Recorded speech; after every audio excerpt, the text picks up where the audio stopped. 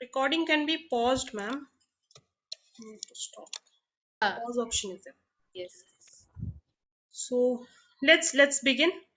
In today's class, particularly, we'll be dealing with few topics.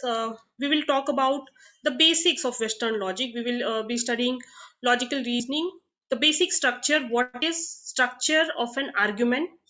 What are the various types of argument? The structure of categorical proposition, very important topic. One short question you expect from structure of categorical proposition. Okay, then we will be touching upon little bit on informal fallacies if the time permits, and classical square of opposition. That will be the initial period, and then very basic information on Indian logic. I'll just introduce you to the topic towards last half an hour. So first 1.5 hours we'll be talking about Western logic. Now, like I was telling, this unit is little on heavy side, so maybe you got to be little more glued. I've got enough questions to keep you glued, and try because this is if I compare you it with other units. So for example, if I compare it with teaching, some bit of teaching here and there, you can do an educated guess, or something you can at least do about. But when it comes to logic, some of you may not have covered any of these aspects before. Those who are preparing, especially for the first time, pay attention. Very new things to decode here. So, first thing is, to understand structure of an argument, we have to go back a bit, and we have to actually talk about, first is the premises, okay, or a proposition, before we get into argument. So what is a proposition? Proposition is a basically a single sentence. So if I'm just talking about, let's say, if I say Apurva is a girl, single sentence. Okay, Apurva is a girl. That is it. So this will be termed as proposition. Good. So any statement can be termed as proposition. Now, take down whether I say a proposition or I say a premise. It is a single sentence. Okay.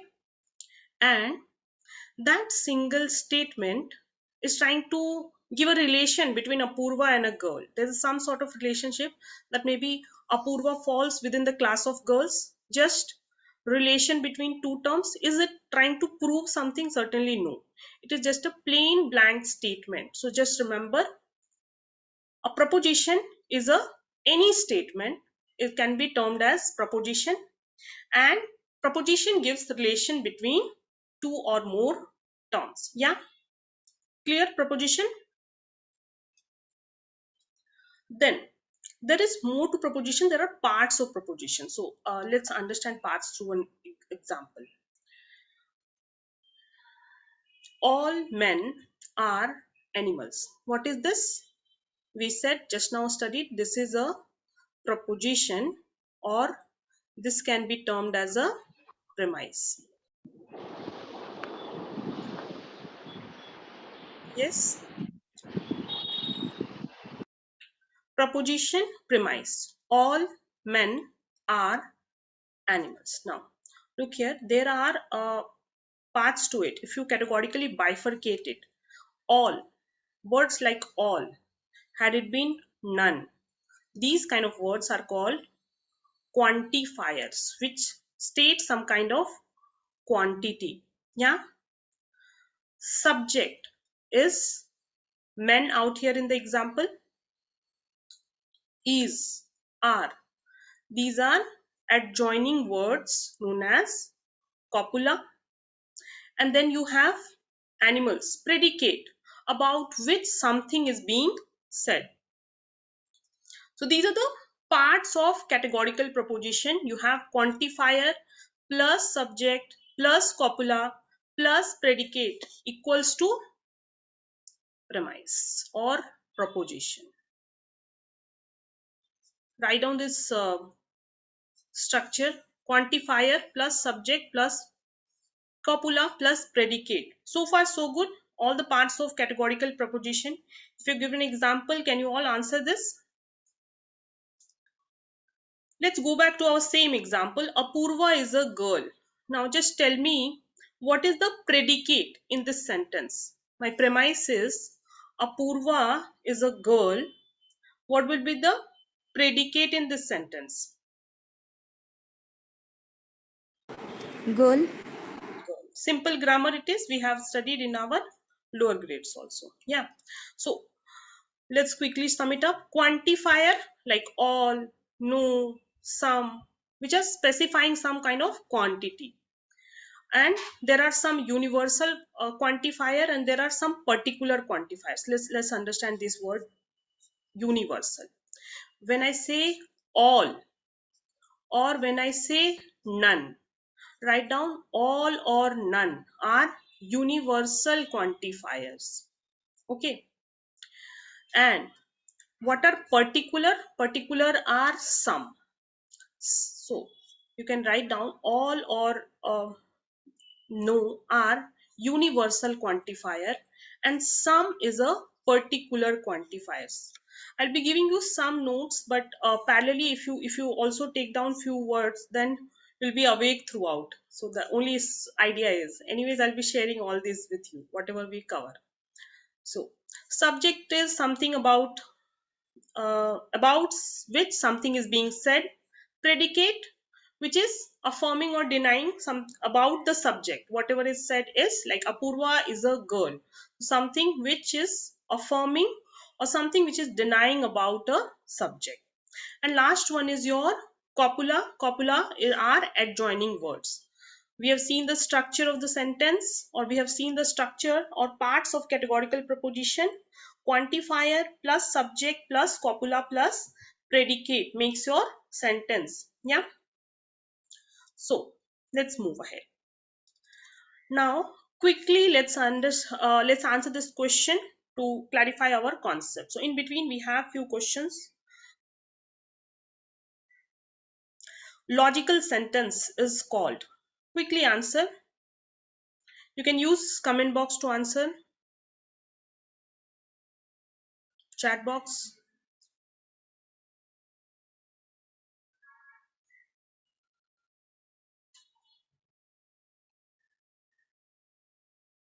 So through, everyone through, right? Proposition is a logical sentence.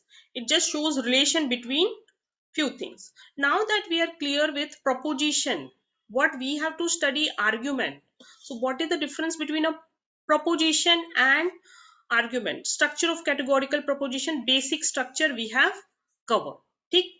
Now we are talking about structure of an argument, but before that we should know what is an argument like. Yeah. So now let's think of another example. Okay, there is a question. Just quickly answer this.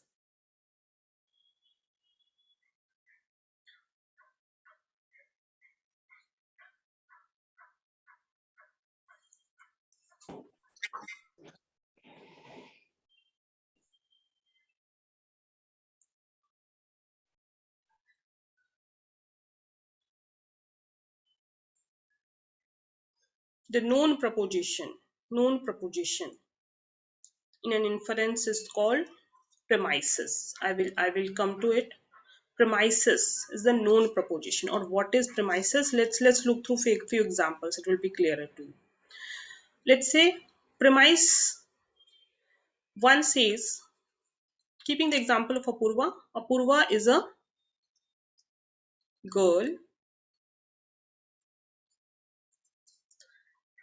Premise 2 says girls are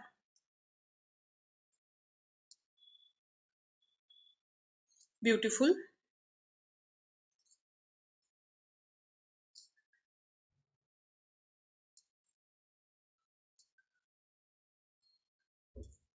Conclusion will be Apurva is beautiful.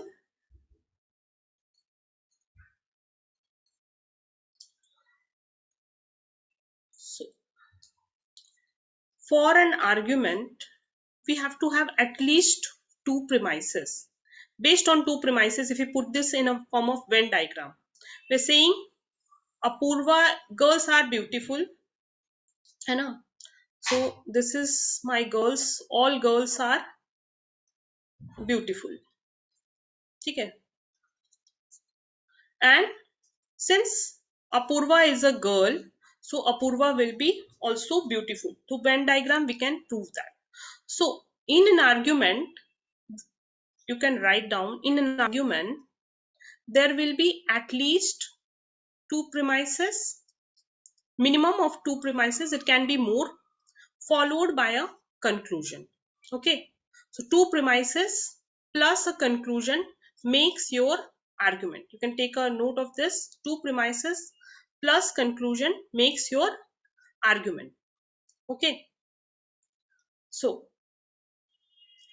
the new proposition or new premise derived from the premises is my conclusion. And yeah, okay, so argument basic clear. What is an argument? I'm repeating, two premises plus a followed by a conclusion becomes your argument.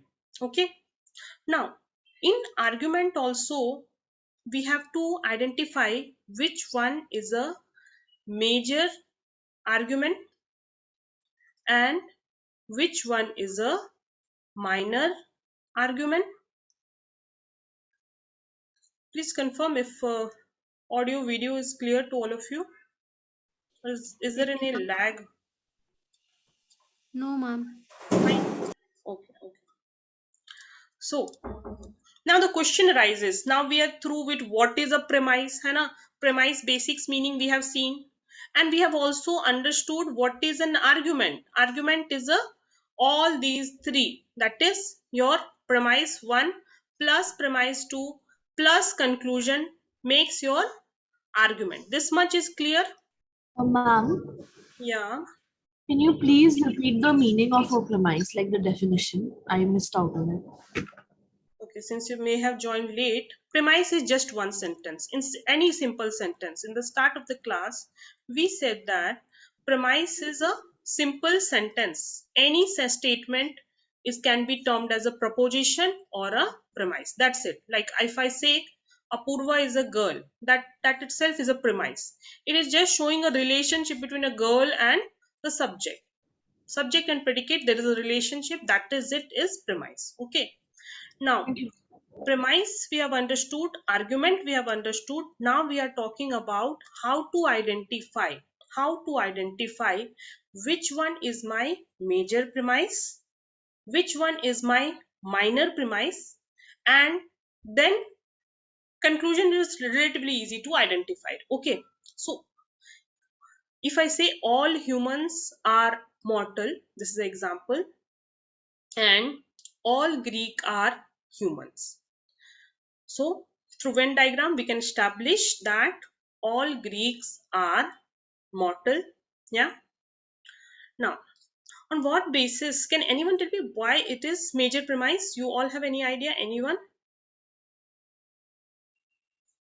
Mortal is what? Subject or predicate? Meanwhile, others answer subject or predicate hai mortal. Predicate. So, predicate of conclusion. Predicate of conclusion is termed as major premise. Major term. Predicate of conclusion is termed as major term, and subject of the conclusion, subject of the conclusion, subject of the conclusion is termed as minor term. Now it gets easy. The premise which is having the major term. So mortal is there in this premise. So this becomes my major premise, and the minor term is there in the second sentence, Greek.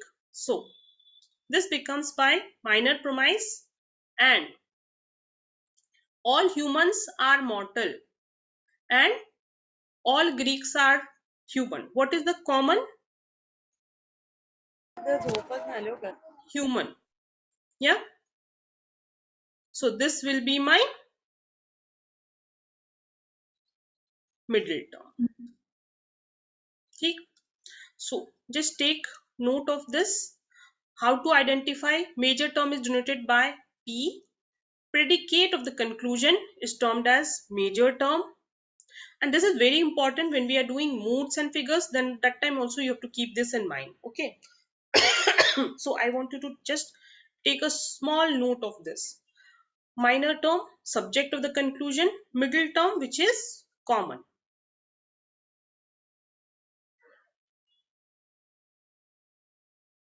ठीक है.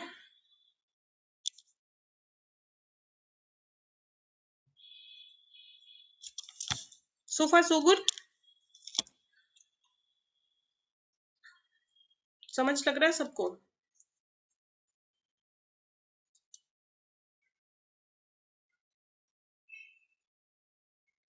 चले आगे. Yes, ma'am.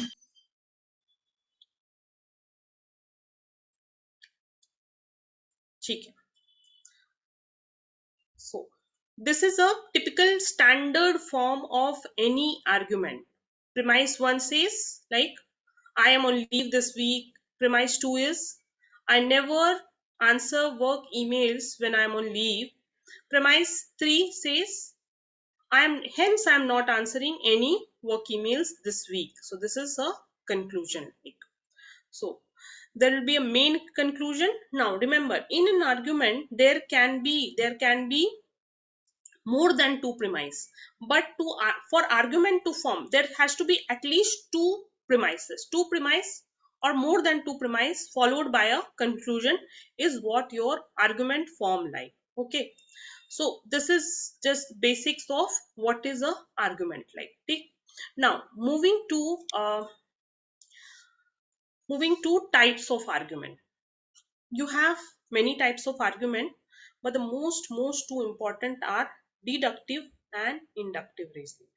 This is a very important topic. Again, many of the questions have directly come from deductive, inductive reasoning or types of argument. So there is abductive argument, hypothetical argument, analogies also. But the most important types are deductive and inductive reasoning. Deductive is a inferential process that supports conclusion with certainty. General to specific.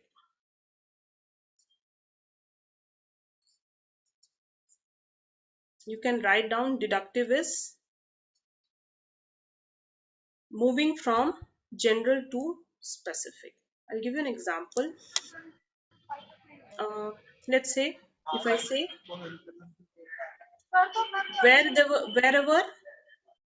wherever there is smoke, it is followed by fire. Wherever smoke is followed by fire, if I'm saying hill has smoke and the hill has smoke, a particular hill I'm talking. So general statement is wherever there is a smoke, it is followed by fire. Specific statement, I am moving to hill has smoke, and based on that I'm concluding that hill has fire. Yeah. So just write down for now. Deductive reasoning is when my conclusion moves from general to specific. Just that much you take a note. Deductive is general to specific. Inductive is just the reverse of it. Inductive is specific to general. Now, specific to general, there will not be certainty, but there will be like probability. I explain you through example. Let's say if I'm saying that, just first write down specific to general is inductive reasoning. क्या कहता है? Inductive is an inferential process providing support strong enough to offer highly probability but not absolute certainty for the conclusion. How? If I'm saying, let's say, specific, the mountain has fire,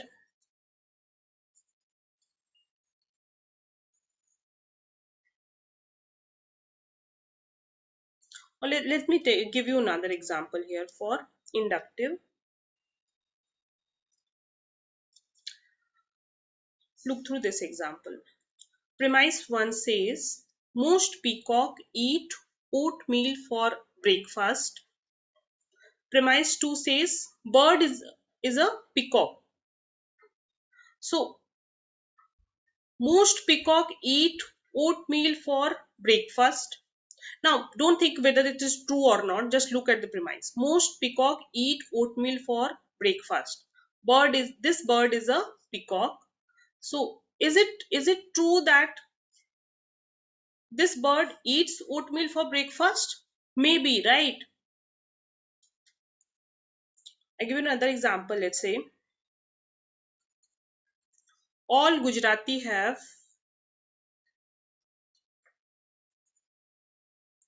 curly hair, and Apurva is the example. Apurva, I'm just quoting you.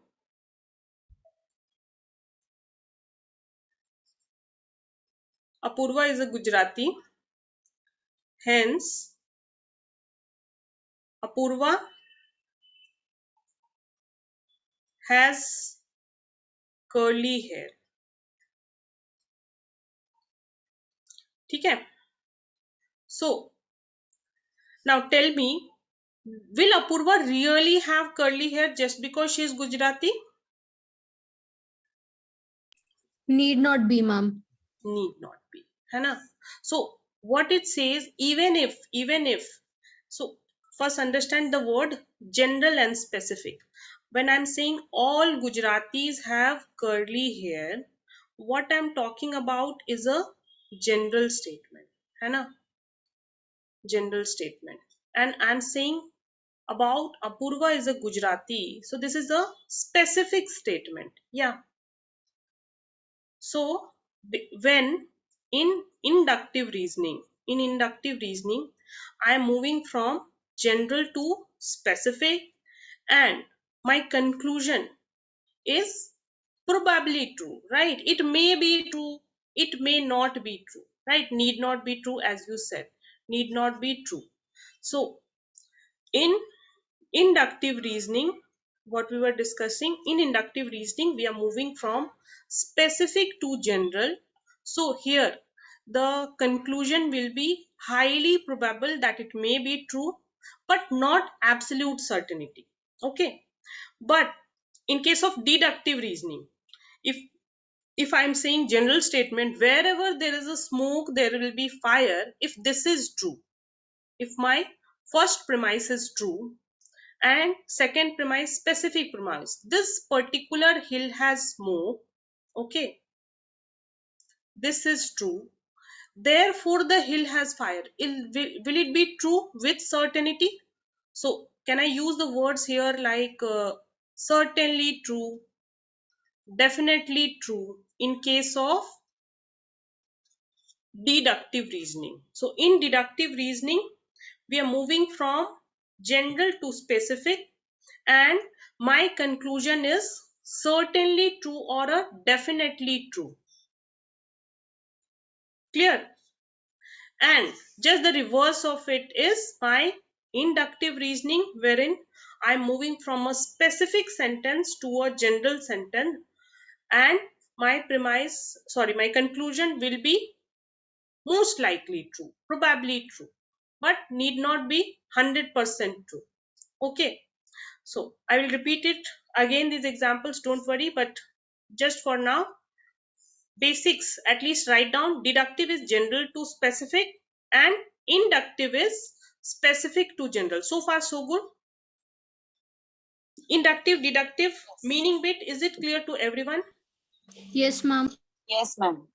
Or shall I repeat it? Just let me know. Very important concept these are.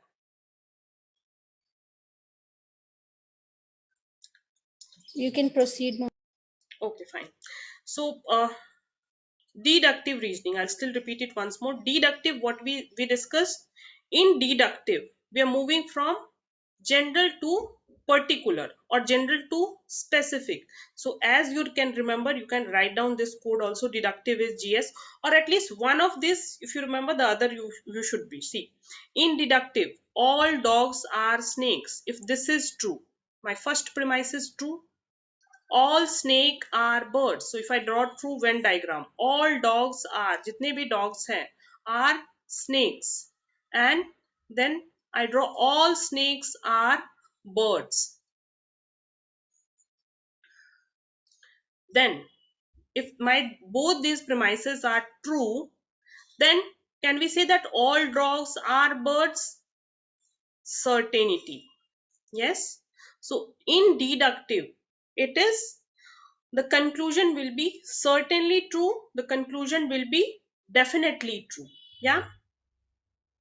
And now, that we are clear with the meaning of deductive, what we said, deductive is moving from general to particular. And in deductive, if my premises are true, my conclusion will be certainly true. Now we will be talking about attributes of deductive reasoning and inductive reasoning. The attributes of the properties are also very, very important. Okay. So the first attribute of deductive argument. Deductive is general to specific. ठीक है? So first attribute is validity. Validity, what it says, validity is the attribute of deductive argument that denotes highly logical strength about the validity is about the strength of the inference or reasoning between the premises and the conclusion. Deductive argument is said to be valid when you have following. If its premises are true, then the conclusion must be true with certainty. Very, very, very important.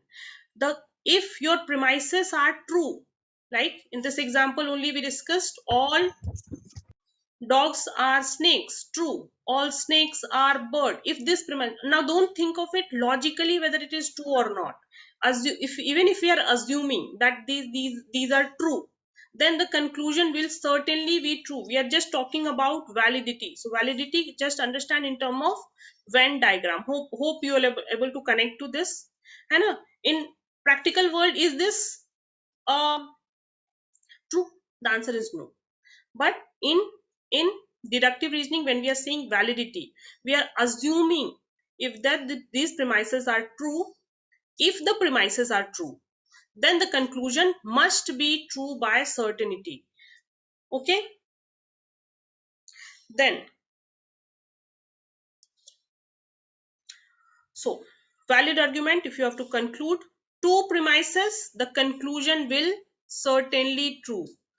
If the premises are false, conclusion will be always be false. False premises to conclusion can have, but valid arguments can never have true premises and false conclusion. That is the crux of it. Okay.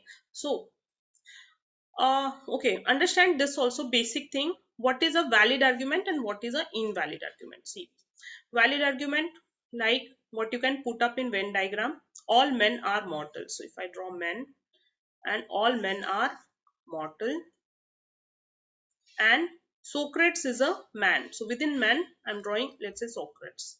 Therefore, Socrates is mortal. So this is a formal valid argument. What is invalid argument? If you cannot put it in, a conclusion will not be true here. So some men are green. Some men are green. This part it is talking about. Socrates is a man, so Socrates can lie here, Socrates can lie here, right? Therefore, Socrates is green. Can we say with surety? No. So this is a invalid argument. Okay. So valid argument ke, this is the structure for valid argument. I want you to just take a note of this much, this bit. Most important thing here is valid arguments can never have true premises, false conclusion. So in a valid deductive argument, if the premises are true, it is impossible for the conclusion to be false. Very, very, very important from exam perspective. Okay.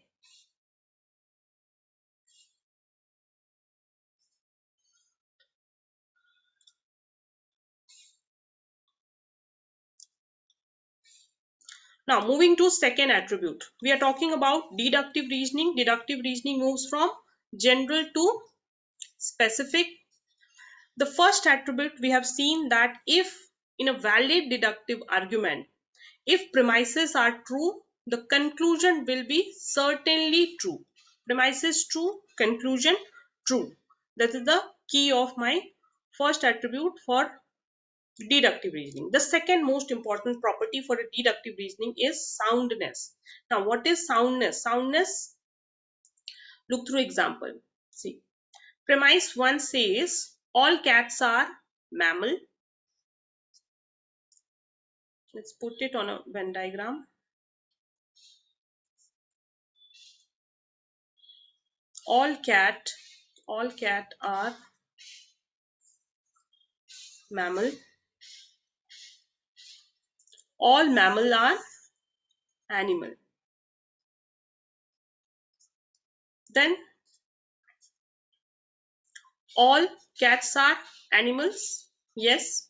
So this argument is sound because first thing, it is valid premises. If we are assuming premises are true, then the conclusion is certainly true. And in reality, I repeat, they are actually true. All cats are mammals and all mammals are animals. So when there is a logical strength to any argument, so you can, that is, the premises are true plus there is practically correct. That is soundness. What it says, if all the premises are true, then its conclusion must be true. This is what we talked under valid. Okay. Plus we are saying that this should be of logical strength because it is actually true. So what is soundness? Valid plus true premises. Valid plus true premises is soundness. Okay, so this is it about deductive reasoning. Coming back, let's conclude deductive reasoning. Deductive reasoning, we said that deductive reasoning is a inferential process that supports conclusion with certainty. So in deductive reasoning, we're moving from general to specific, and if my premises are true, then my conclusion will be definitely true. So two most important attributes of deductive reasoning we spoke. First was valid and second is soundness. Okay, so far so good. Now talking about inductive, there are two properties of inductive also we will cover. Inductive is what we discussed. Ma'am, can you just go to the slide of soundness? I want to Yeah, note down. just write down this much. Soundness is truth plus logical strength or truth plus practical, or you can write down this. A premise is sound when it is valid plus it has all true premises. Okay.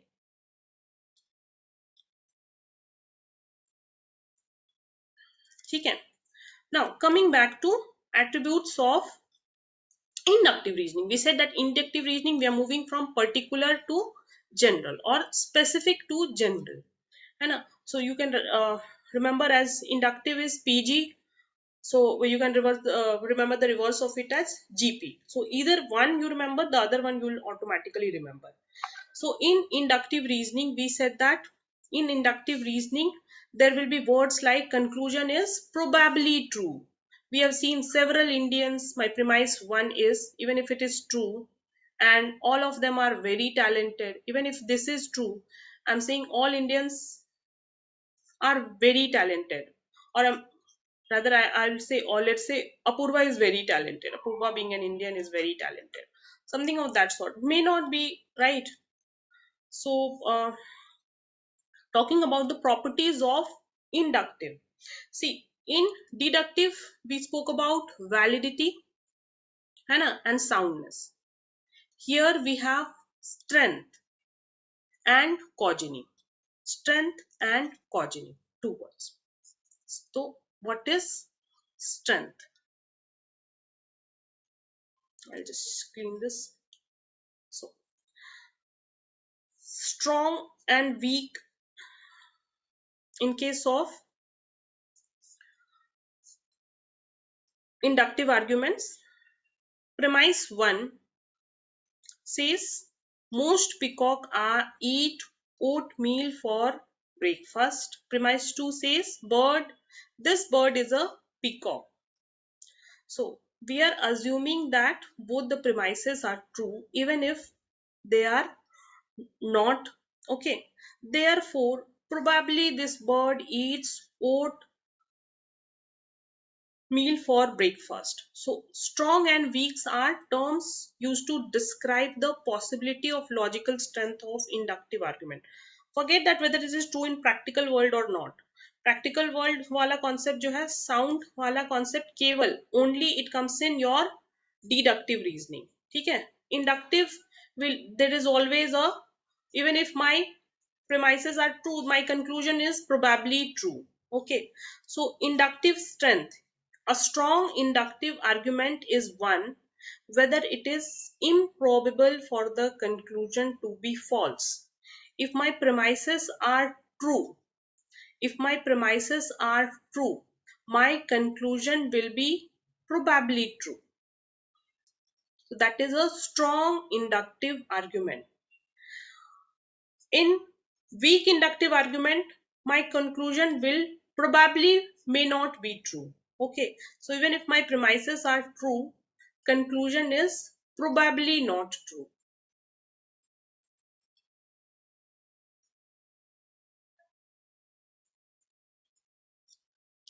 So strong argument is true premises, true conclusion.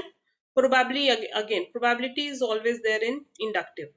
False premises, false conclusion. This is never a possibility. Inductive strong arguments cannot have true premises and a false conclusion. Okay. I will be sharing these notes with you, so don't worry even if you miss out on writing. Writing is just for the purpose to keep you glued. That is it. Cogeny. That is the next attribute of inductive. Cogeny is the attribute of an inductive argument that denotes truth of its premises. So remember in deductive we had soundness. Here we have cogeny. So when an inductive argument is strong, when it is inductively strong, it has all true premises, then it is strong on cogeny also. Premise 1, Europa, a moon of Jupiter, has an atmosphere containing oxygen. Premise 2, oxygen is required for life. Thus, there may be life on Europa. So this is having all true premises. So it is inductively strong and it is having a strong cogeny.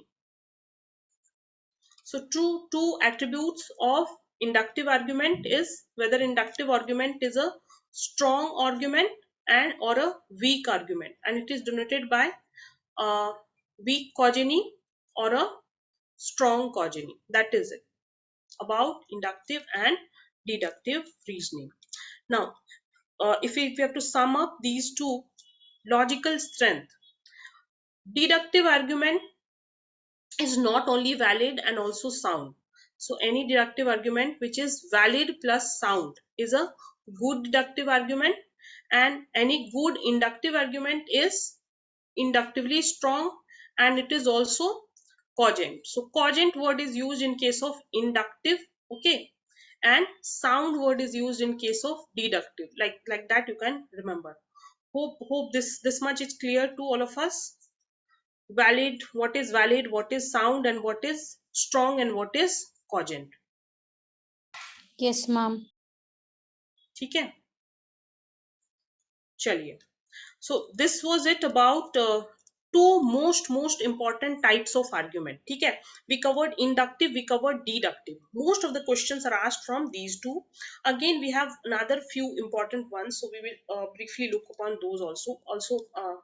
So types of argument, continuing, we are abductive, hypothetical argument, or reasoning. Abductive is basically best shot. And when do you have best shot? See, best shot is when um, not much information is available.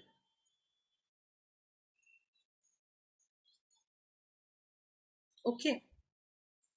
So in the absence of data, you do abductive or hypothetical reasoning. Okay.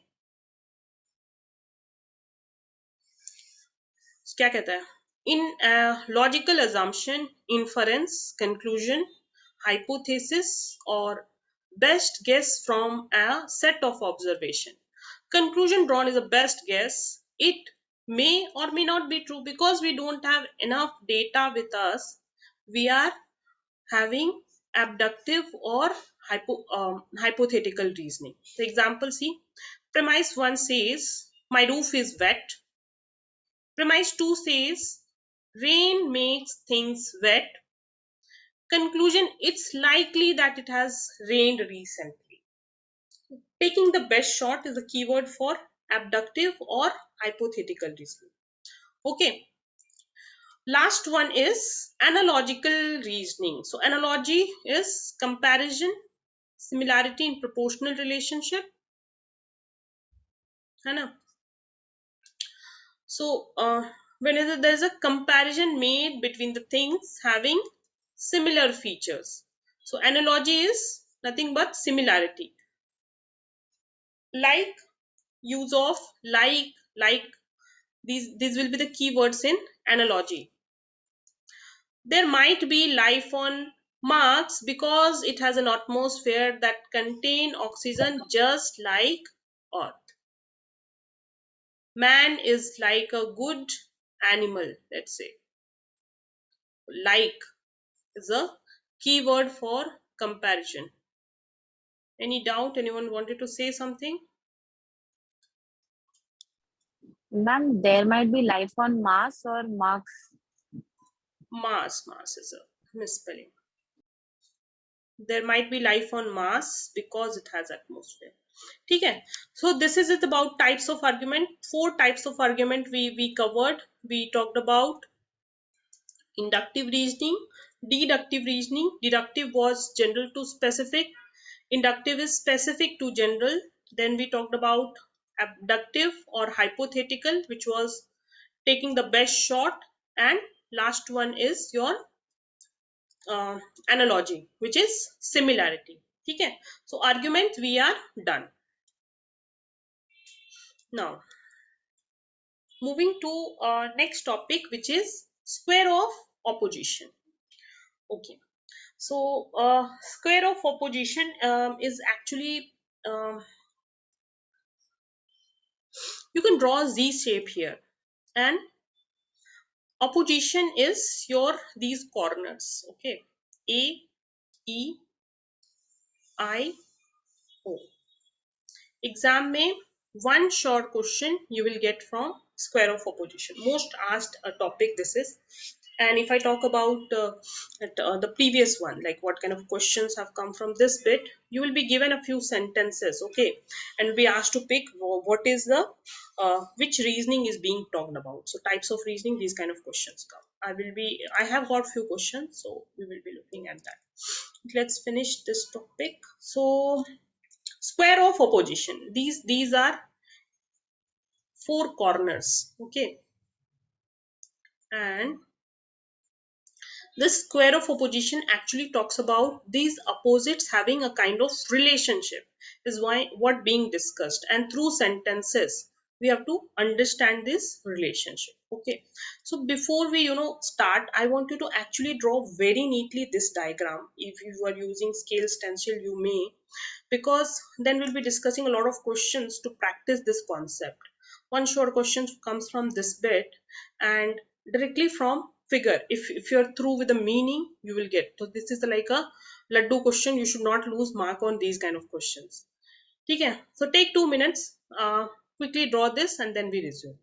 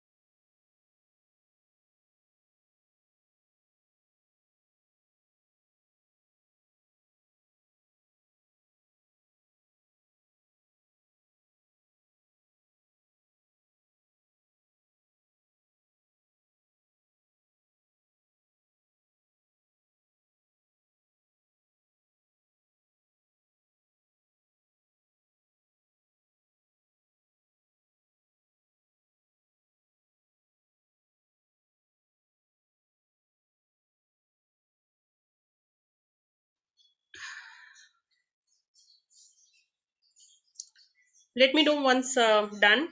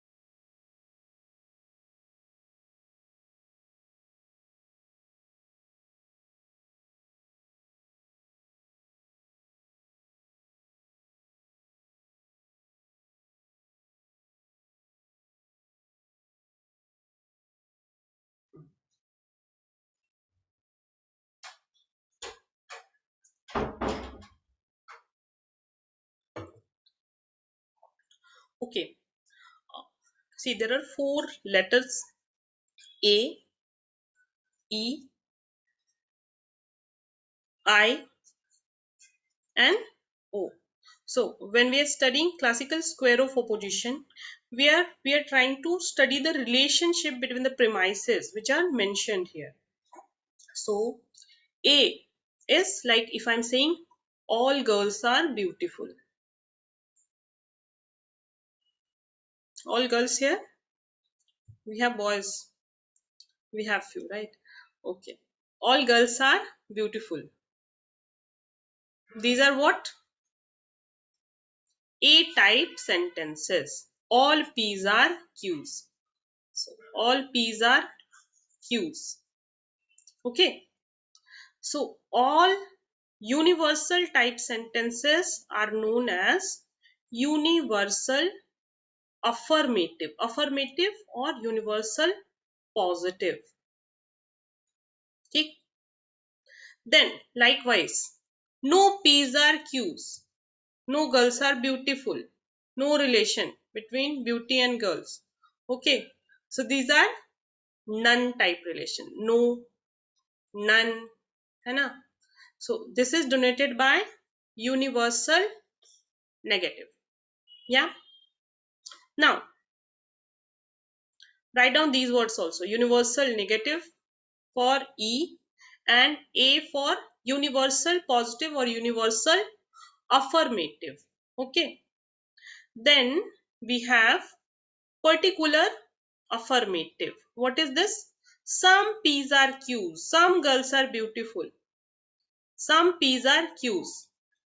particular affirmative. Some is particular. Okay, positive sentence. Then we have particular negative, which is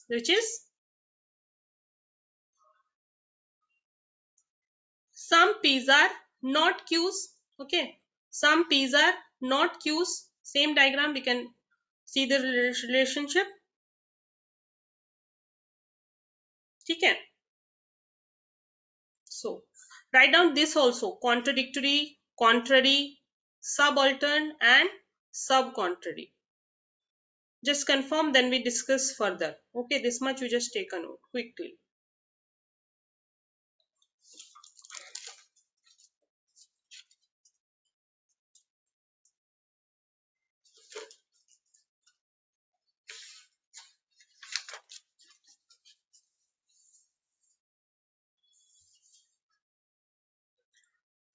Shall I erase this all? Yes, ma'am. ठीक है, let's talk about it one by one. First, we are discussing the relationship between A and E. This relationship is known as contrary. So in contrary, think of it like I said, all girls are beautiful is what type of sentence? A type, है ना? And if I write, let's say if I write no girls are beautiful, this is what type of sentence? E type? Negative. Yeah, universal negative or E type sentence. ठीक है, universal negative is donated by E. No girls are beautiful, girls and beauty के बीच में कोई relationship नहीं है. ठीक, so now think of it, if all girls are beautiful is true, if this is true, then will it be true or false?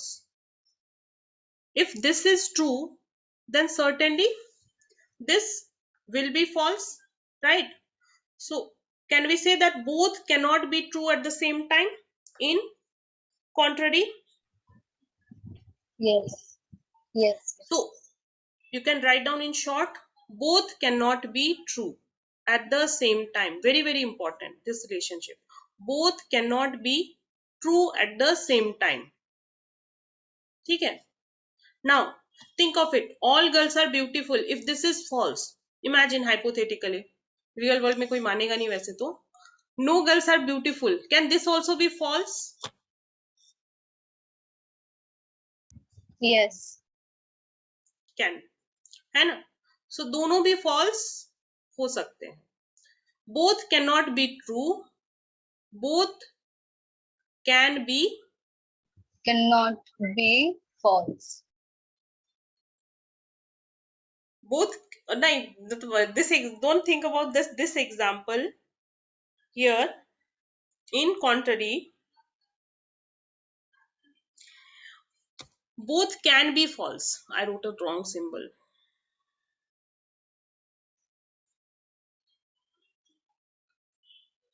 Both can be false, right?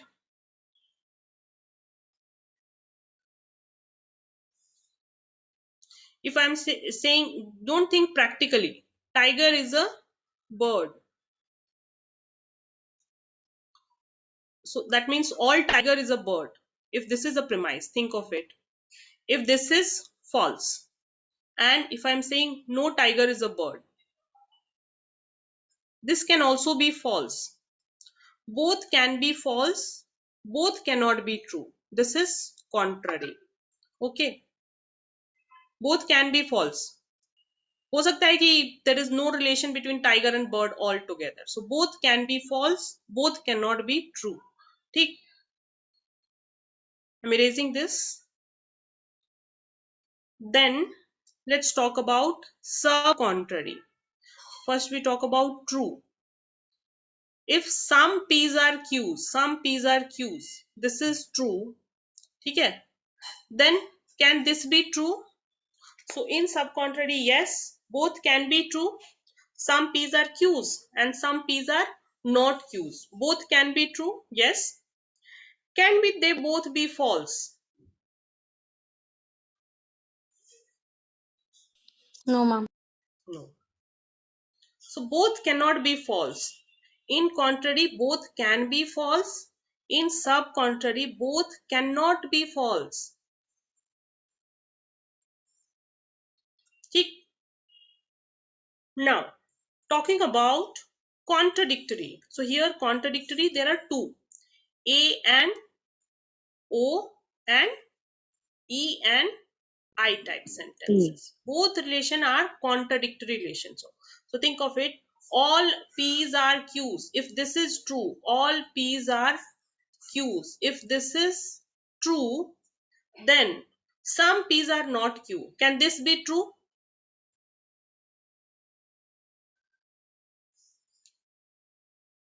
No, right?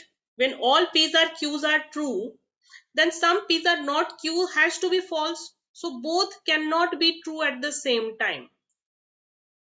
In contradictory, likewise, no P's are Q's. If this is true, then some P's are Q's. This will be false. So both cannot be true in contradictory. But can they both be false? Think of it. Some P's are Q's. This is false. Then some P's are not Q's. Can this also be false?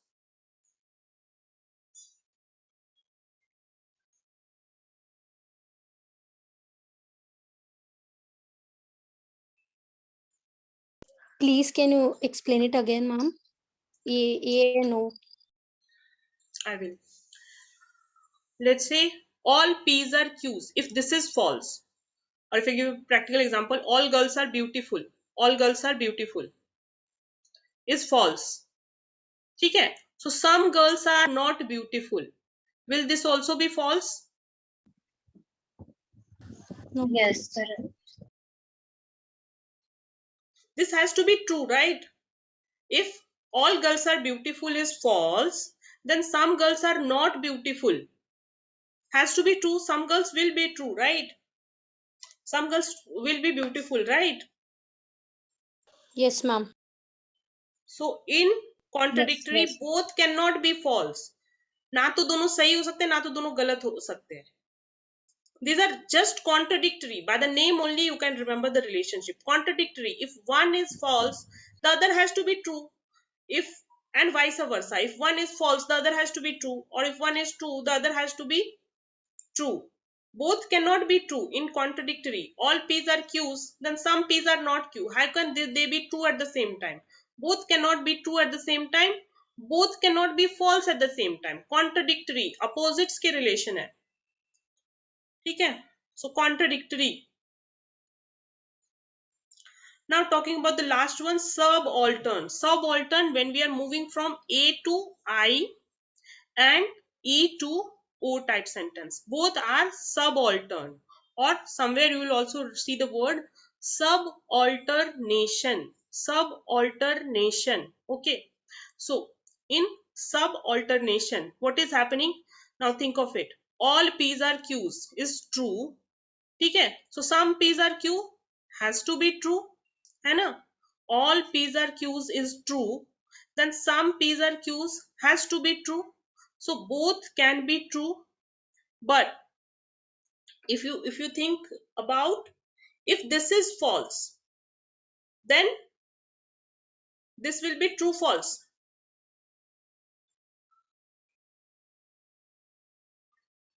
False. False. So this will be the relationship. If this is false, then this has to be false. So both can be false at the same time, both can be true at the same time. This goes likewise here also. EO relation or AI relationship. Now this is for first instance, it will be like a little difficult to grab it at once. In exam, my tip is just draw Z type, okay, and write down simple AEIO, like that. You have to draw it AEIO. G shape में first you draw it and then you try to remember.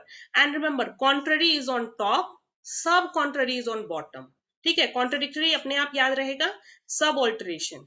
Super alteration is a relationship when you go top on top, but super alteration relationship questions will not come. ठीक है? So these are the types of relationship under classical square of opposition.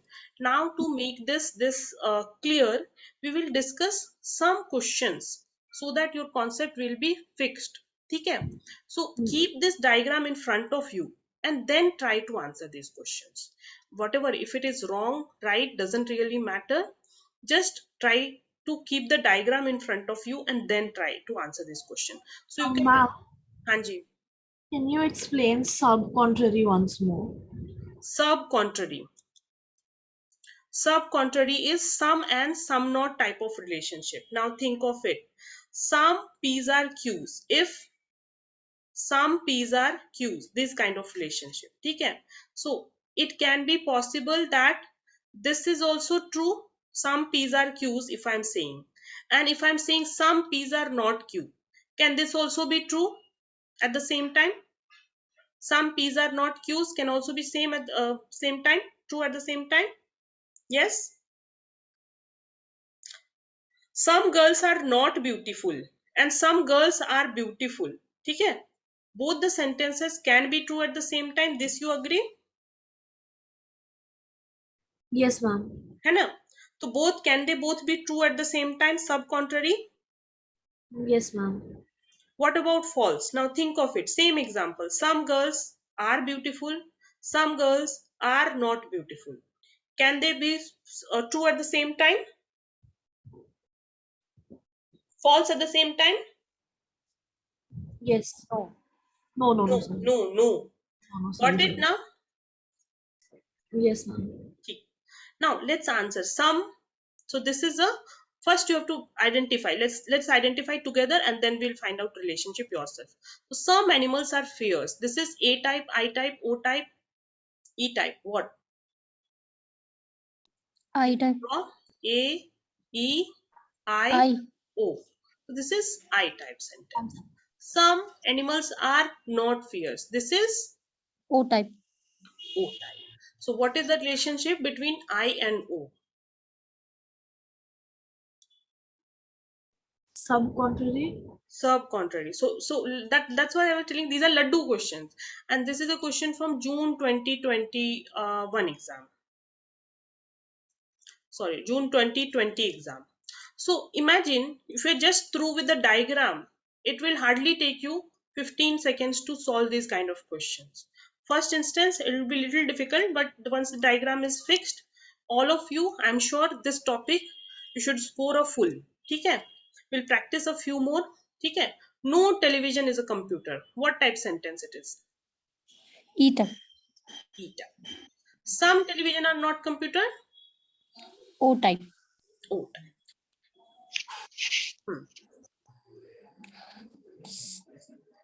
Subalteration, ma'am. Everyone? Anyone with a different answer? So most of you gave correct answer. Very good. Subalternation. ठीक है?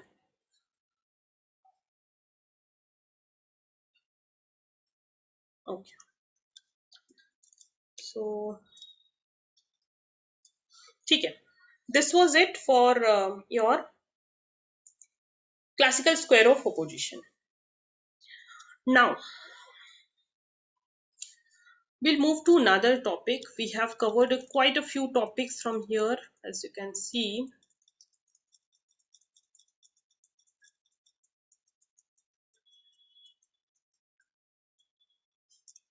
We talked about structure of categorical proposition, what is an argument like now, and we also talked about classical square of opposition. Now there is a topic called formal and informal fallacies, which we will be touching upon. Okay, formal, informal fallacies. Moods and figures will do tomorrow or no, on last day. So what do you mean by fallacies? First understand that. Fallacy is basically a fault or a defect. Now, fallacies, when we say there is a defect can be a technical defect in the sentence, है ना? There can be some structural defect, or maybe with the usage of words. Like if I try to deceive you, if I try to trick you with the words, if I say, let's say all dogs bark, or if I say trees have barks. So here same words with a different meaning. So if these type of defect with the meaning sort of things happen, that is a primarily your informal fallacy. And if there is a technical fault in the structure, that is your formal fallacy. Okay, so let's try and understand more on what is a informal and a formal fallacy like.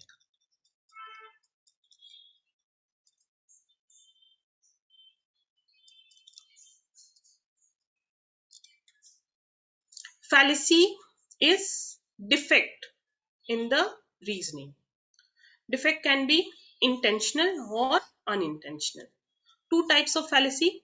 Formal fallacy. So formal fallacy, we said that formal fallacy is in the technical structure of the sentence, like invalid argument or illogical deduction. See here an example of invalid argument.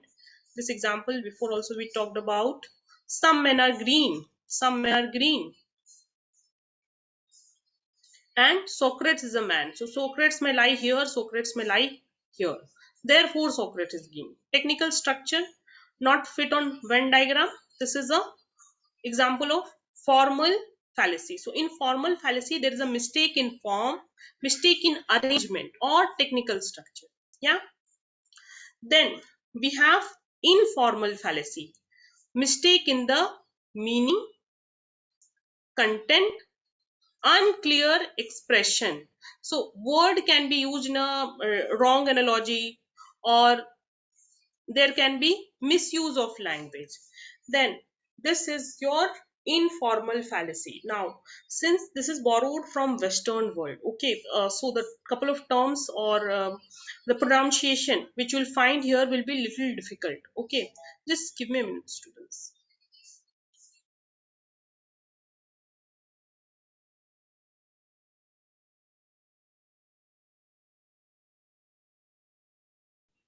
I hope everyone is able to connect, right? Yes, ma'am. It will Yes, take ma'am. time. It will take time to register things in mind, but make sure that your mind is present over here. Yeah, you have Yes, to keep yourself glued actually. So we were talking about informal fallacy. Now, what I was telling, it comes from Western world. Okay, so a couple of names which we'll be talking about: ad hominem, for example, ad ignorantium, or strawman fallacy, which will not be, directly to something which we have studied in Indian context. So revision is important here. And from exam perspective, if I have to tell you, one sure question comes from informal fallacy. Okay, what kind of question comes here is, you will be listed 35 plus odd fallacies list I'll be sharing with you all. So from that fallacy, directly questions have come from the examples. Like you will be given an example and you will be asked what kind of fallacies it is. Again, another thing I would like to add here is, from exam perspective, these are last minute revision, very important, because you cannot afford to lose marks on these things just because you have not covered it well. So last day pay, whatever 30-40 list fallacies which I'm sharing with you, make sure that on last day you need to revise it. Revision is very important. Another thing important from what we are discussing today is only informal fallacy. So another name of it. So if I tell you ad hominem, या फिर ad ignorantium, so what are the other name of it? Okay, couple of fallacies like see here. Another name for slippery slope is absurd extrapolation, thin edge of wedge, camel's nose, domino's fallacy.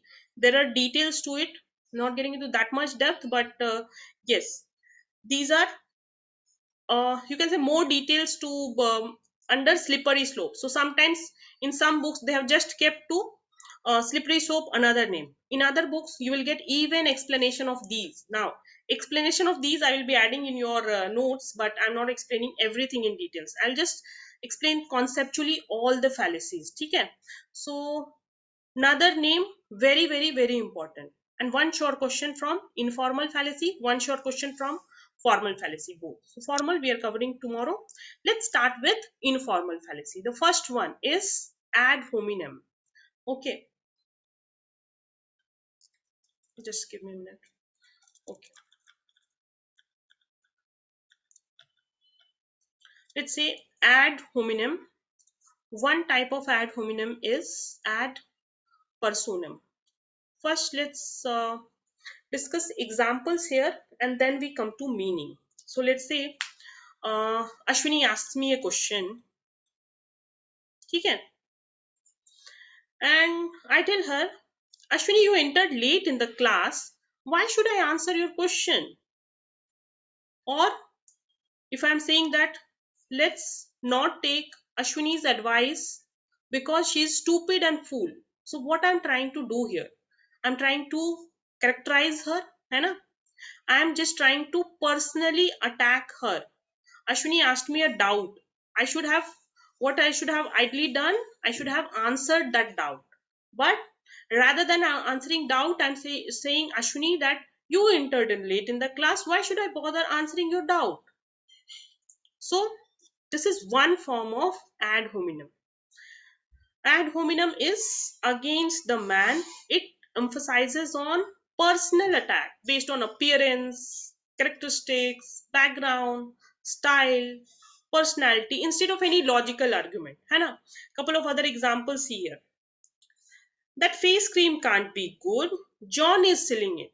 Just because John is selling it, person is selling it, that face cream can't be good. No relation, right? So it is personal ad personam. Example. Another example. John says, I think Toyota makes better cars than Volkswagen. Jack, that can't be true since you are an idiot. So using words like you're stupid and ugly, you're an idiot. These are all your ad hominem or ad personam. John was an ugly man who never married. You shouldn't take any of his ideas seriously. So basically, ad hominem fallacy occurs when someone attacks the person. Ad personam, this is specific type. Attacking the person instead of attacking his or her argument. So ad hominem, ad personam against the person, shifting focus from thesis to person's character. Another names, argumentum, ad hominem, personal attack, abusive fallacy, name calling, damning the source, etc. Another name, again I'm repeating, very, very, very important. Okay, so this was first type of fallacy. Second is appeal to ignorance. Appeal to ignorance, let's first look through example and then we come to meaning. Second, informal fallacy, appeal to ignorance. You cannot prove that God does not exist, means therefore God exists, means there is lack of evidence. Lack of evidence to prove that God does not exist, therefore God exists. Likewise, you cannot prove that ghost does not exist, therefore ghost exists. Another example here, since the students have no questions concerning the topics discussed in the class, students are ready for the test. Just because they have no questions, assuming students are ready for the test. Lack of evidence is the keyword for appeal to ignorance. Okay, क्या कहता है? Fallacy.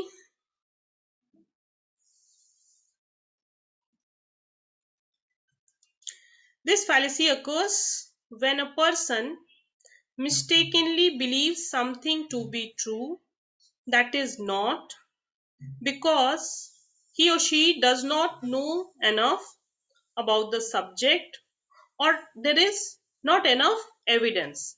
So appeal to ignorance or ad ignorantium, when someone tries to prove something to be true which has not been proven false. So just because there is lack of evidence against something, you need to believe in that. That is a appeal to ignorance. ठीक?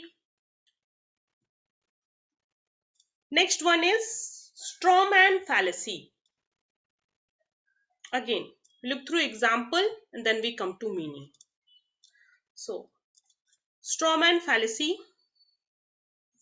Teaching assistant. We understand what is a teaching assistant? Someone who assists the professor in universities. So teaching assistant is saying the homework assignment was much harder than we thought. So I think we should give a few extra points to students who completed it. Teaching assistant is advising the professor that this time assignment was tough. So let's give a few points to students who completed it. Professor says, that's a terrible idea. If we give everyone a perfect score for no reason, students won't bother working hard in the future. He's not saying that you always give. He's just saying that you give it this time. So kind of attacking on the weaker argument. Another example here. Alex says, I think a bigger portion of our company's budget should go to customer support because we are currently struggling in that area. Alex is just saying CS का budget बढ़ा दो, increase the budget for CS department. Boss is saying if we spend all our money on customer support, oversimplifying, you're suggesting we will go bankrupt in a year. So he's just asking about a particular issue and taking it to another level altogether. That is strawman fallacy. So strawman is a fallacious argument that distorts the opposing stance. You're taking it to another level and then attacking it.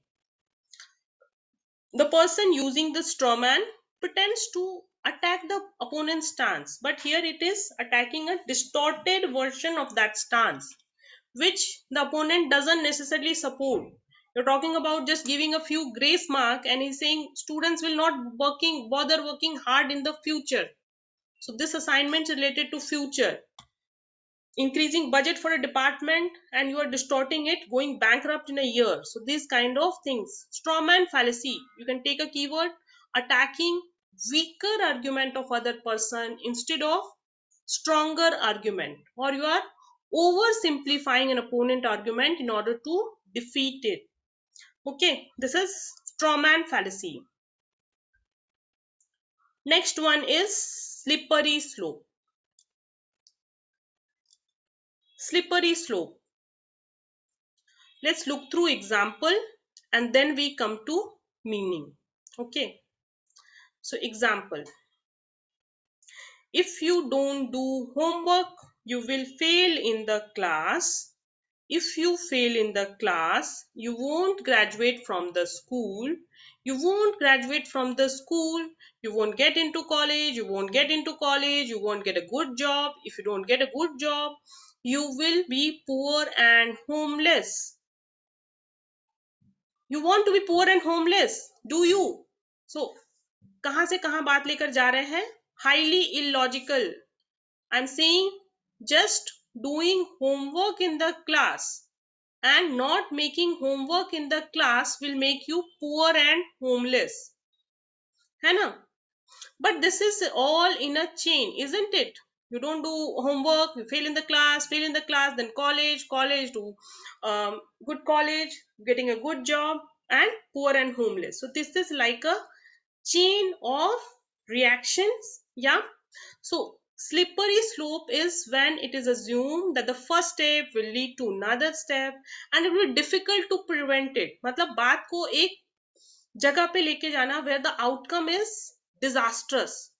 So slippery slope argument takes initial premise, sees it through a chain of consequences until you arrive at an unacceptable, undesirable and disastrous outcome.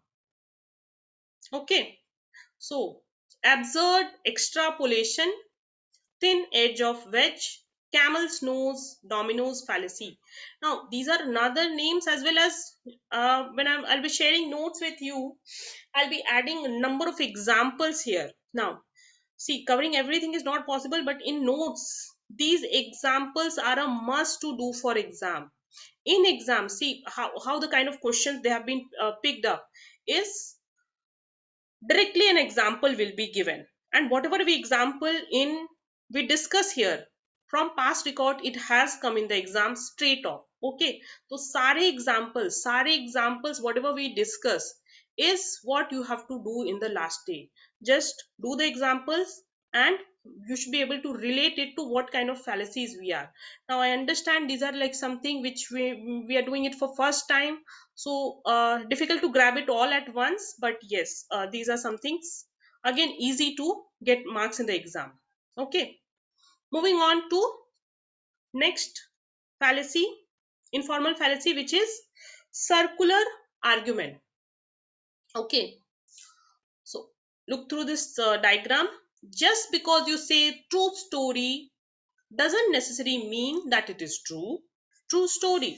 So you're giving a headline true story and we are taking it round and round. Just because you say it is a true story doesn't necessarily mean that it is true. I give you another example.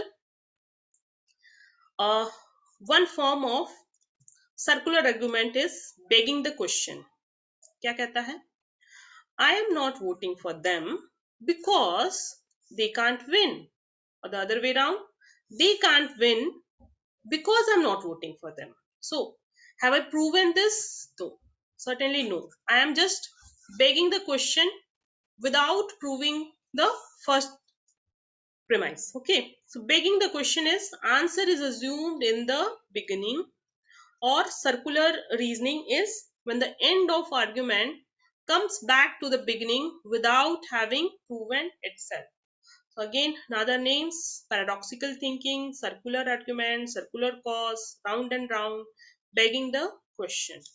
Okay, so far so good. Are you all with me? Yes, ma'am. ठीक है, ऊपर से तो नहीं जा रहा है बिल्कुल.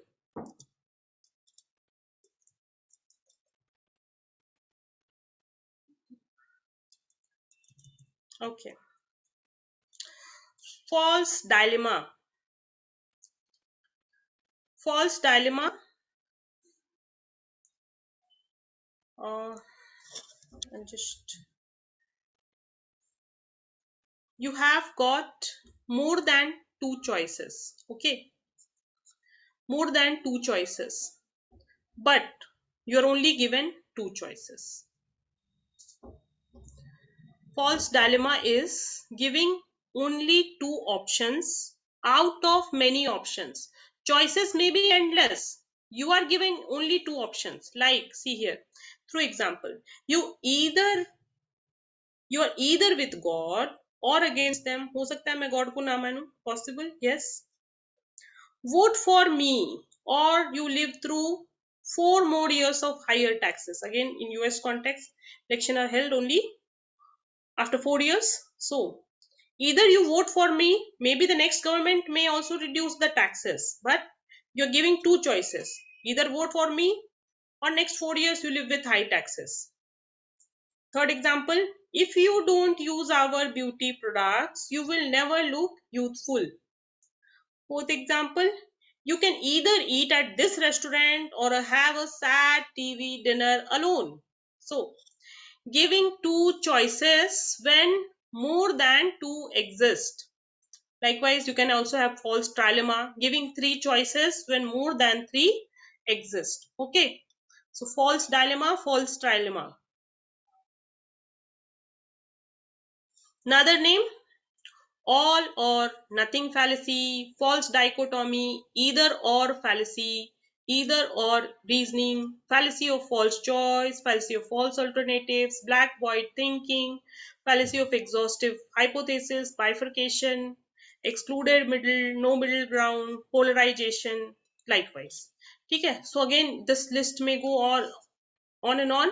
I have just compiled as much whichever was available.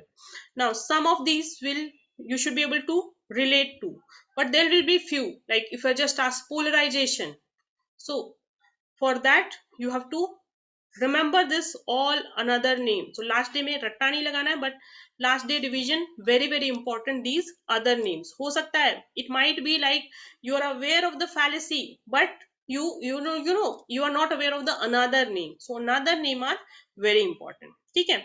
Moving on to next fallacy, which is hasty generalization. So let's talk about examples first, and then we come to meaning. Hasty generalization, as the name says.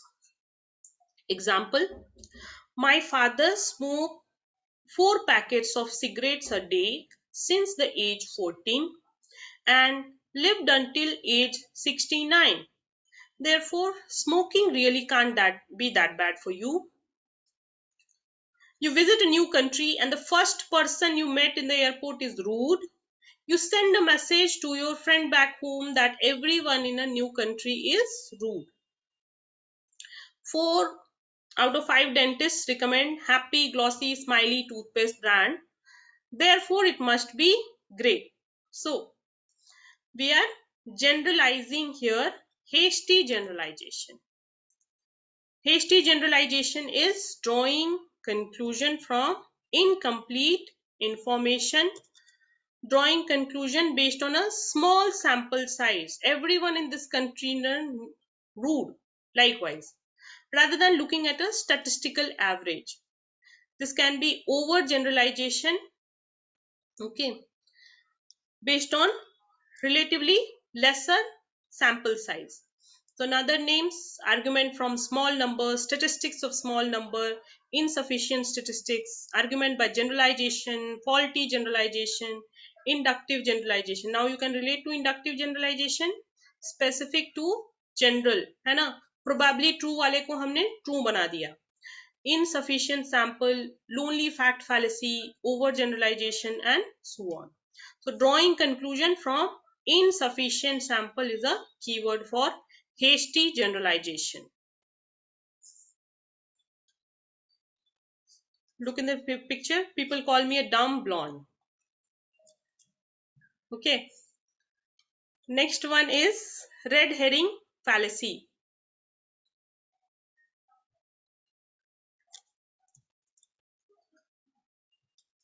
Look through examples and then we come to meaning. Daughter का breakup हो गया है. Daughter broke up. She's saying, I am so hurt. Too broke up with me, mom. She's sad. Mom, just think about all the starving children in Africa, honey. Your problem will seem pretty less insignificant then. तो तुम पूरी दुनिया में देखो कितने भूखे लोग पड़े हुए हैं, तुम्हारा गम कितना कम है. Next example, in business, arguing against giving raises. Sure, we haven't given raises in 5 years to our employees. You know, we really work hard to make a good product. So employee बात कर रहा है salary बढ़ा दो, company कह रही है हम बहुत पैसा लगाते हैं गुड प्रोडक्ट बनाने में.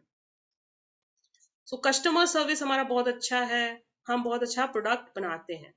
सो am I answering the allegation? No, I am just talking altogether a different thing. So refuting the question which is asked here. Red herring is introducing irrelevant information to draw attention away from the thesis.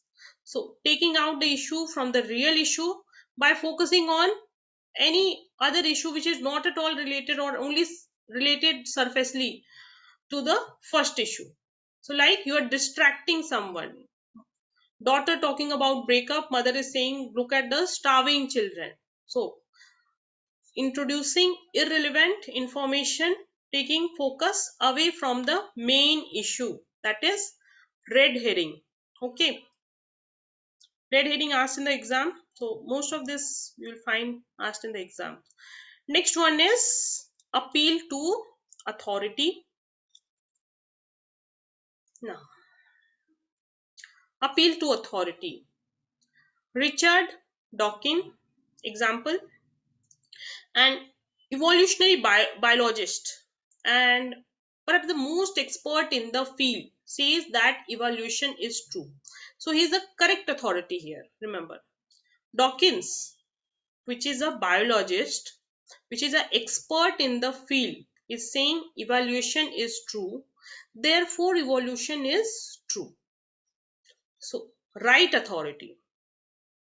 Then Einstein says God doesn't play dice with the universe. Therefore, God must exist. So here we are assuming that Einstein believes in God and he is having an evidence for existence of God. But this is a is Einstein expert for evidence in God? No. See, Dawkins was a biologist and Dawkins is talking about evolution. But Einstein is a physicist and it is talking about God. So this is appeal to false authority. Appeal to authority, one version is appeal to false authority. See, appeal to authority, like for example, you are referring some text and which we, like for example, if I say Vedas, okay, those believing in Hindus, they will say that Vedas are from Mukha of Brahma and Vedas are infallible. So we saying that something we can't question the authority or supremacy of Vedas. So this is appeal to correct authority. So appeal to authority is when the fallacy arises, you are not referring to the correct authority. We are saying Einstein is talking about God. God does not play with dice. Einstein has nothing to do with the God. He is not an expert over that. Okay. So appeal to authority is a claim that is true because a valid authority or expert on the issue said it was true. Okay. On the reverse of it, if we are saying appeal to false authority, for example, don't believe everything you read on the internet just because there's a quote with a picture next to it. Yeah, not much happens. So this may not be correct. Another examples of appeal to false authority. Movie star. The peanut butter celery diet is a great way to lose weight. Buy my new book for instructions on how to do it. So these are appeal to false authority. My accountant says that within next 90 days, the president will be impeached. President का महाभियोग होगा. So we should take this claim seriously. Certainly no. My accountant has no authority over what the politics of country is. Yeah. So appeal to authority and appeal to false authority. Hope the difference is clear. Appeal to authority is when you are making appeal, when you are referring to correct authority, and appeal to false authority is when you are referring to someone who does not have an authority. So appeal to false authority is when the authority is not really an authority. So doubtful authority, appeal to improper authority, inappropriate authority, these are the other names to it. Okay, clear yahan tak ke?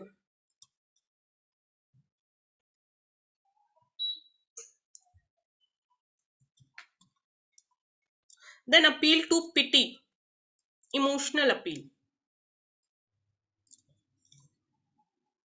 Look at this example, appeal to pity. There's a man in the court. How can this man be a convict of murder? He is an orphan. Just because he's an orphan, he can't commit murder. Okay. Another example, commercials that show starving children in Africa before asking for donations to feed them, saying you support a specific candidate for a class president because he has recently been diagnosed with cancer. When you did not finish an assignment on time, you tell about your teacher how the printer was out of ink. Bahane banana. You didn't ask your mother to go to store because she works in nights. She doesn't get much sleep and she was sleeping. So mother was overworking. She was sleeping. My printer ran out of ink and that's why I couldn't finish the assignment. So I'm trying to leverage on the emotions, appeal to pity, manipulate someone's feeling of pity or guilt in order to support their point of view. So distracting by usage of pity. Okay. appeal to pity. Now, appeal to pity is also known as appeal to misery, add misery. Next one is appeal to popular opinion. So there are not many appeal to in line. Appeal to popular opinion. Let's look through few examples. It's like a bandwagon effect, if you understand. Many people want to lose weight in the easiest way. Once they hear that everyone is following a particular diet chart, they will follow the trend. Following the trend. Kathy is opposed to social media, but if she finds that all the friends are on social media, she also joins social media. You want to go to a particular college, for example, because all your friends are going. So appeal to popular opinions. जो सब करते हैं हमने भी वही करना है. So this is like a bandwagon. Something is true or acceptable only because it is popular. ठीक? Another name, appeal to accepted belief, appeal to democracy, appeal to widespread belief, appeal to masses. So all these names are important. Like, see, what I want to draw your attention is, see, some of names you can remember if I say appeal to popular belief. But if you are given a word like vox populi, अभी हो सकता है आप बता भी दो, but it gets difficult in the exam to explain these kind of words. Okay. So another name is, again I'm repeating, very very important. आप last day पे इसको revise जरूर से करें. Okay. ठीक है. So see, this is a question. These are the types of questions which come in the exam. Like, everyone is going to party, so you should go too. This is ad populum. Now, appeal to popularity is not asked, but somewhere you'll find here ad populum. So ठीक है.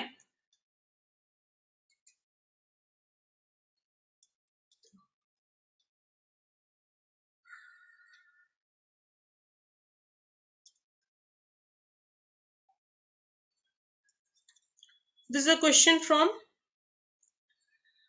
ad misericordiam, or this is appeal to pity.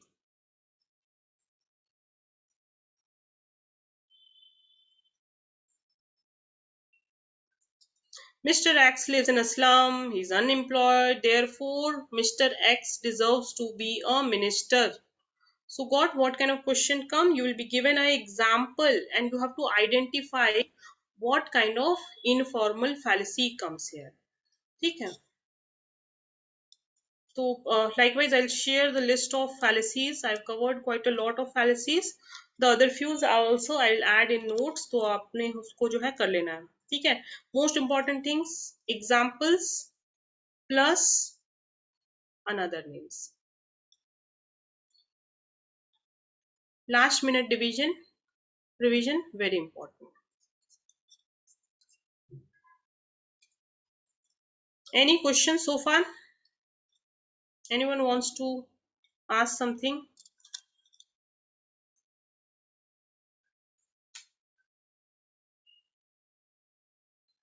समझ लगा सबको? Yes, ma'am, understood. ठीक है. Maybe little heavy, but yes, recordings are there to your rescue. You may go through recordings once again. Now we have 10 minutes. I will just quickly introduce you to Indian logic. ठीक है. एक small introduction, only introduction bit I will be covering here. So when I say Indian logic is closely related to your philosophy. So someone with a philosophy background or someone with a Sanskrit background finds it relatively easy to connect. Like in Western world, how we say that something is true. Like we talked about argument. We said in Western fallacy, in Western logic, we talked that argument is valid when its premises were true, then conclusion will be true. We also talked about the strength and cogeny of inductive argument. So that's how we establish the truth. ठीक है. When I talk about the Indian logic, Indian bit, means of knowledge, ज्ञान के साधन और ways of knowledge. How do you arrive at knowledge? है ना? To arriving at knowledge, you have pramanas. To arriving at knowledge, you have pramanas. What do you mean by pramana? Literal meaning, if someone can help me, what they understand by the word pramana? Any idea or educated guess you may?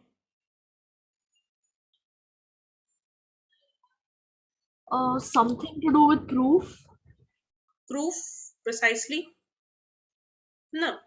When we say our law system, courts work on proof, evidence, है ना?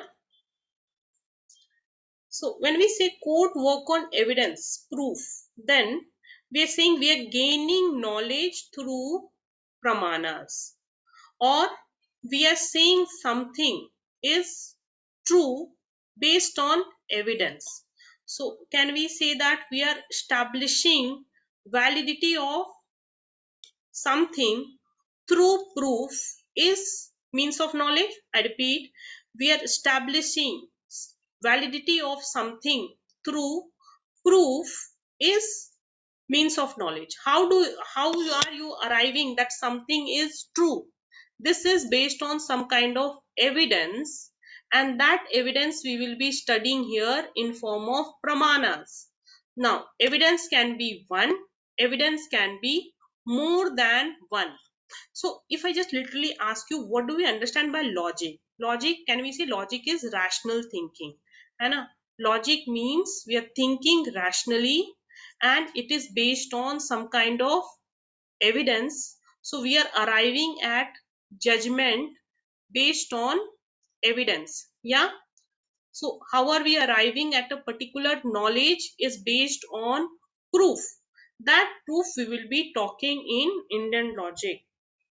Hope it is making sense to you. Pramana is proof. ठीक?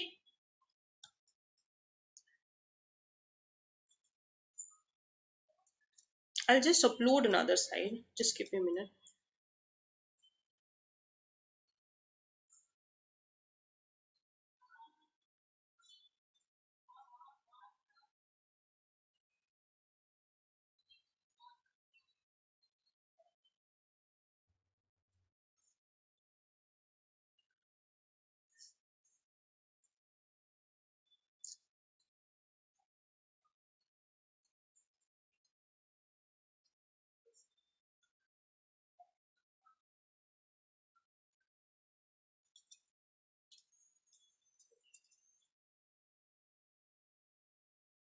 So we said that logic is a particular way of thinking.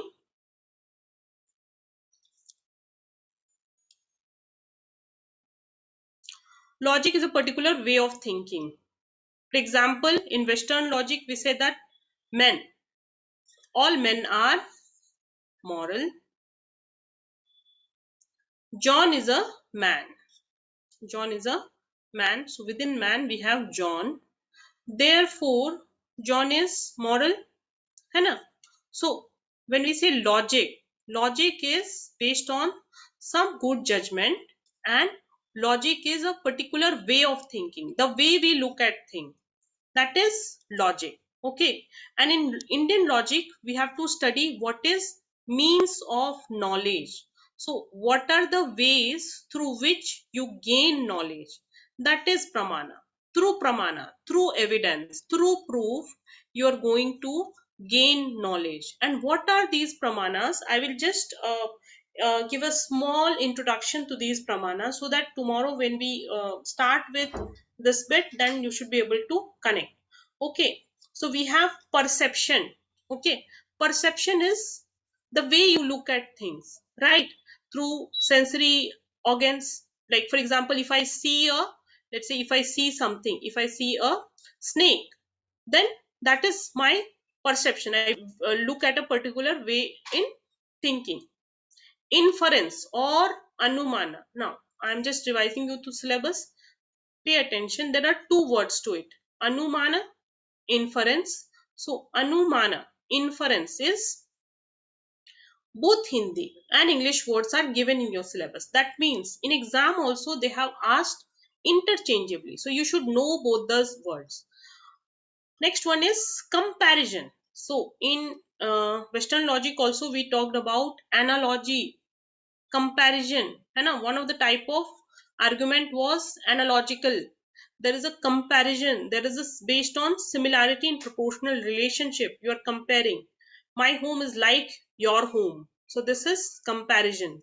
Through comparison also we arrive at knowledge. Then verbal testimony or shabda, through words of some reliable experts, like for example Dharmaguru, they are saying something. So shabda, the people whom we trust, if they are saying something, we tend to believe. Yeah.